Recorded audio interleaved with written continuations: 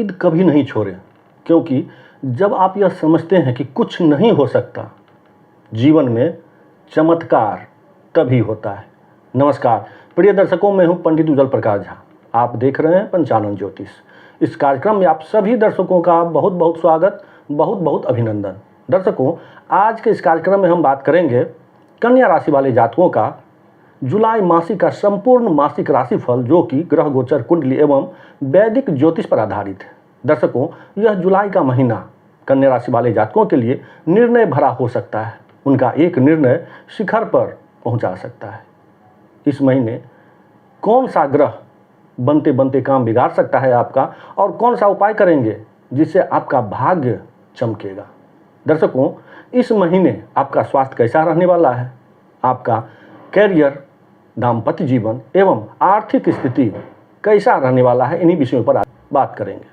दर्शकों, चलिए सबसे पहले बात करते हैं ग्रह गोचर की। कन्या राशि वाले जातकों के लिए देखा जाए तो अष्टम भाव पर राहु बैठे हुए, वहीं सप्तम भाव पर शनि, आपके भाग्य भाव पर मंगल, कर्म भाव पर सूर्य और बुध, बुधाति योग का निर्माण, एवं आय भाव, लाभ भाव पर गुरु बैठे, वहीं व्यय भाव पर सूर्य और केतु।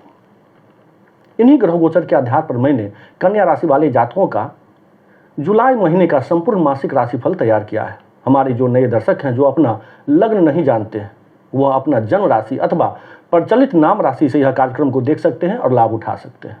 दर्शकों, चलिए तो सबसे पहले बात करते हैं कि आपका स्वास्थ्य कैसा रहने वाला है। स्वास्थ्य के दृष्टिकोण से देखा जाए दर्शकों, तो लग्न बुध सूर्य के साथ बैठे हुए, बुध सूर्य के साथ बैठे हुए आपके कर्म भाव पर, अतः स्वास्थ्य थोड़ी सी प्रतिकूल रहेगी। अतः आप अपनी खान पान दिनचर्या पर अवश्य ध्यान रखें।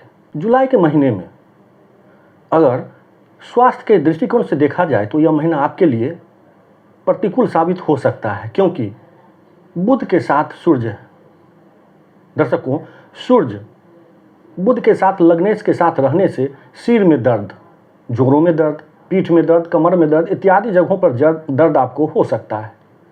इसलिए आप अपनी दिनचर्या पर, अपनी खान पान पर अवश्य ध्यान रखें। इसके अलावा कोई ऐसा योग नहीं बना है जिससे आपको कि चिकित्सीय सलाह लेना पड़ सके। दर्शकों, चलिए अब हम बात करते हैं कैरियर की। कैरियर के दृष्टिकोण से देखा जाए दर्शकों, सूर्य और बुध कर्म भाव पर बुधादित्य योग का निर्माण हो रहा है। यह अत्यंत लाभकारी सिद्ध होता है। दर्शकों, यह योग किसी भी जातक की कुंडली में बन जाए तो वह शिखर पर पहुंचता है, उच्च पदाधिकारी बनता है।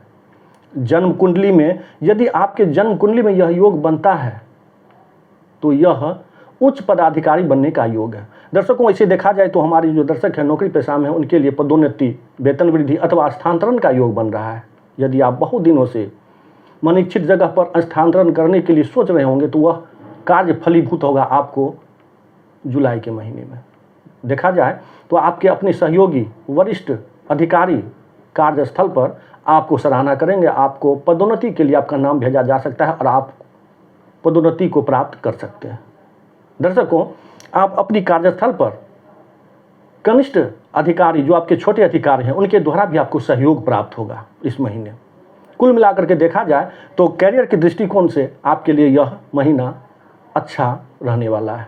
हमारे जो ऐसे दर्शक हैं जो रोजगार करते हैं, व्यवसाय करते हैं, उन्हें पार्टनर से, अपने साझेदार से उनको लाभ मिलेगा। ऐसे लोगों से उनकी मुलाकात होगी जो उनका कार्य को आगे बढ़ाएगा। कार्य क्षेत्र में बढ़ोतरी होगी, रुका हुआ जो काम होगा वह भी बढ़ेगा आपको जुलाई के महीने में। देखा जाए तो कार्य के क्षेत्र में, कार्य के दृष्टिकोण से यह महीना आपके लिए अनुकूल रहने वाला है। दर्शकों, अब हम बात करते हैं दाम्पत्य जीवन। दाम्पत्य जीवन, शनि बैठे हुए हैं आपके सप्तम भाव पर। दर्शकों, यह ज्योतिष शास्त्र का सामान्य सूत्र है कि शनि जहाँ कहीं भी बैठते हैं तो वह अच्छे फल देते हैं। इसलिए आपके दाम्पत्य जीवन अथवा पारिवारिक जीवन, सामाजिक जीवन अच्छा रहने वाला है। दाम्पत्य जीवन में अनुकूलता, पहले से जो विवाद रहा होगा या मतभेद रहा होगा या दूरियां रही होगी, वह सब भी दूर होगा आपको जुलाई के महीने में। कुल मिलाकर कहा जाए तो आपकी पारिवारिक जीवन में शांतिपूर्ण स्थिति बनती दिख रही है। दर्शकों, आप बात करते हैं आर्थिक स्थिति। आर्थिक स्थिति देखा जाए, लाभ भाव पर गुरु बैठे हुए हैं और धन भाव के स्वामी शुक्र बैठे हुए व्यय भाव पर। कुल मिलाकर के देखा जाए तो यह महीना औसतन रहने वाला है कन्या राशि वाले जातकों के लिए। जितना लाभ होगा उसी के अनुपात में खर्च भी होगा आपको, क्योंकि देखिए यहाँ पर आपके 7 अंक है। यह शुक्र का प्रतिनिधित्व करता है। शुक्र बैठे हुए आपके व्यय भाव में केतु के साथ, और चतुर्थ ये चंद्र का माना गया है। आपके आय भाव के स्वामी चंद्र हुए जो पूरे महीने गोचर करेंगे कुंडली में, और वहाँ पर गुरु बैठे हुए हैं।